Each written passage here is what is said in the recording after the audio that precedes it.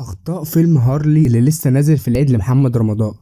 محمد رمضان في المشهد ده بيراقب الأمن عشان العصابة اللي معاه بتسرق الخزنة فوق، وهنا واقف بعيد عن الشركة بالموتوسيكل بتاعه، وسبحان الله بيسمع فرد الأمن من بعيد بيقول إن في حرامية في الشركة فوق وإنه طالع يشوفه، عشان محمد رمضان يبلغ صحابه إنهم يهربوا عشان الأمن طالع لهم.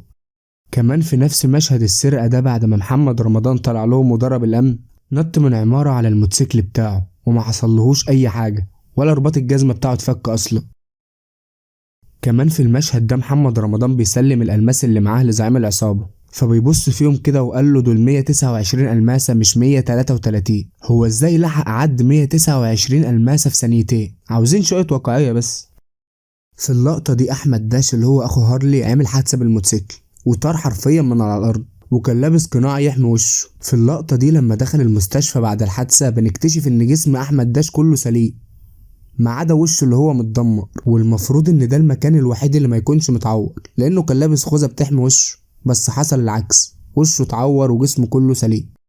بعد كده محمد رمضان بيقول لزعيم العصابه انه عاوز فلوس لعمليه اخوه. هارلي كان لسه سارق 4 ألماسات وكمان واخد 250 ألف جنيه من العمليه اللي عملها. ازاي ما معهوش فلوس يعمل عمليه لاخوه؟ ليه هو هيعمل له عمليه زرع جسم بني ادم كامل ولا ايه؟ في اللقطة دي محمد رمضان كان مستني صاحبه يجي وبيلعب بابجي، بس أول لما صاحبه جه تليفون محمد رمضان شاشته ظهرت وما كانش مشغل بابجي ولا أي حاجة.